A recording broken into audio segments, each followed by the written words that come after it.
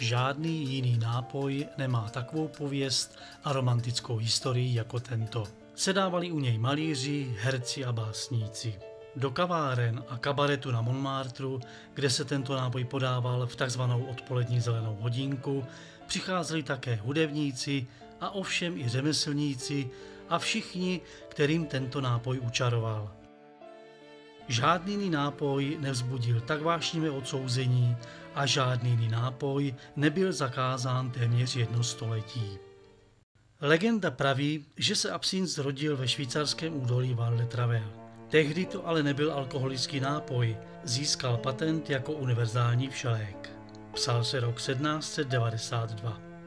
Jako alkoholický nápoj se absint začal vyrábět kolem roku 1798, kdy švýcarský obchodník s krajkami Daniel Henri Dubié recept získal a společně s lihovárníkem Louisem Prenaudem začal ve švýcarském městě Couvé vyrábět absint pod názvem Dubié Père Fils. V roce 1805 si Prenaud nejen změnil své příjmení na Pernod, ale také se osamostatnil a v nedalekém, ale už francouzském městě Pontarlier založil vlastní lihovar, legendární Pernod Fils. Do absintové skleničky nalijeme obvykle 4 centilitry absintu, který pak po kapkách ředíme. Důležité je použít ledovou vodu, která se do sklenice přidává většinou z karafy nebo speciální houpačky. Touto pomalou přípravou se postupně rozvíjejí aromatické a chuťové látky, které jsou v absintu skryty. Vytváří se zelený zákal, lůž. Ten mají na svědomí silice, anýzu a feniklu, které jsou rozpustné v alkoholu, ale nerozpustné ve vodě. V jejich mihotavém srážení si mnoho umělců představovalo tanec víl. Proto se absintu také říká zelená víla. Absint je bylinný nápoj, u jehož zrodu stojí tzv. Svatá trojice bylin. Peliněk pravý, Artemisia absinthium, dále je to anýs a fenikl. Bez těchto 3 bylin se pravý absint neobejde. K ním se podle uvážení výrobce přidávají ještě další byliny. To už je ale tajemství dobrého a kvalitního absintu. My v našem absintu kromě tradičních bylin používáme dále například izop, anděliku lékařskou, rozrazil lékařský, meduňku, které si sami pěstujeme a sami sušíme, abychom docílili nejlepší kvality.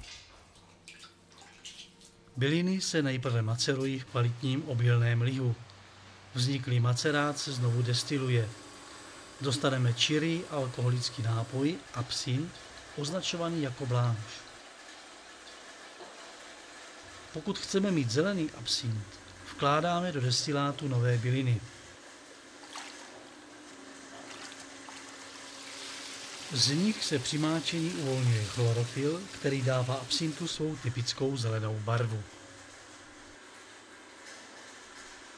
Pravý a vysoce kvalitní absint je vždy bylinným destilátem, v žádné případě ne směsicí lihu, aromat a barviv. Pálí se kolem 70% alkoholu, je to takový bylinný koncentrát a nikdy není určen k přímé konzumaci, vždy se pije ředěný studenou vodou. Pokud jsme s přáteli na zelené hodince, přichází ke slovu absintová fontána. Vsypeme do ní led a zalijeme ledovou vodou. Nikdy se led nevkládá do sklenice s absintem. Většinou se používá 3 až 5 dílů vody na 1 díl absintu. Velmi pomalým kapáním vody se začíná měnit barva absintu a také se postupně uvolňují vůně jednotlivých bylin. Příprava absintu vždy patřila k nejpomaleji a nejpečlivěji připravovaným alkoholovým rituálům a jeho postup dodržoval i ten nejobyčejnější piják v nejzapadlejší hospůdce. Nebylo neobvyklé, když se nad jednou sklenicí absintu sedělo třeba i celou hodinu. Ten se totiž nejen pomalu připravuje, ale i pomalu popíjí.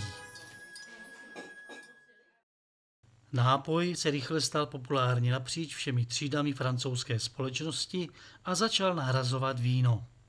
V roce 1860 se poprvé objevil názor, že pravidelné pití absintu je příčinou syndromu zvaného absintismus. Je charakterizován závislostí, podrážděností, epileptickými záchvaty a halucinacemi. sílil tlak na jeho zákaz. Lidé byli přesvědčeni, že právě pití absintu vede ke skandálnímu a zíralému životu pijáků a žádali, aby byl prohlášen za ďáblův nápoj. V tu dobu do dějin absintu vstoupil Jean Lanfrey. Houževnatý a úrostný nádeník a také alkoholik.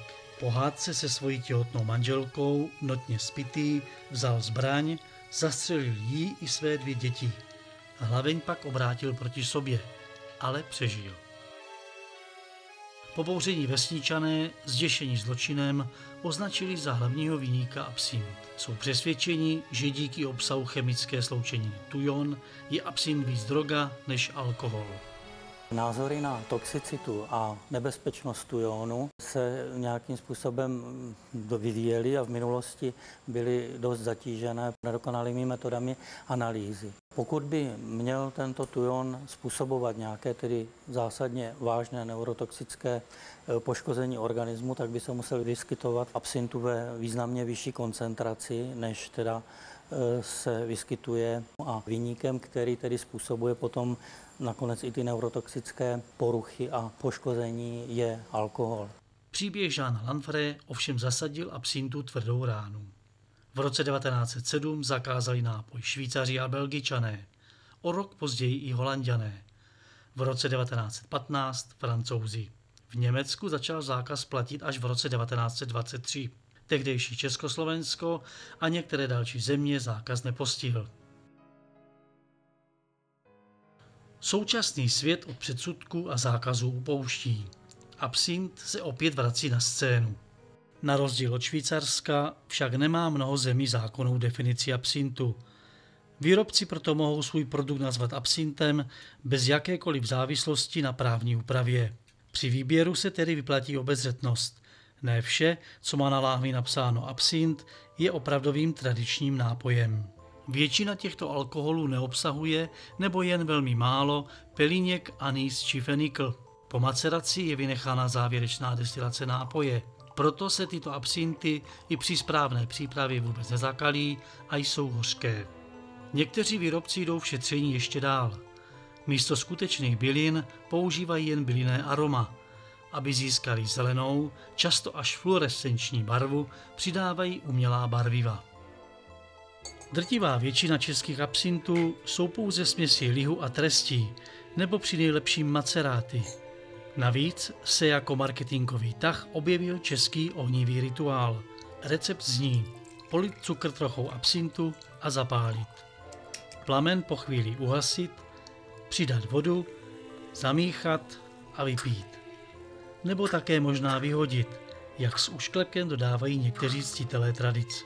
Tento způsob přípravy nápoje však nemá nic společného s původním podáváním a popíjením absintu tak, jak ho znali naši předkové v době jeho největší slávy.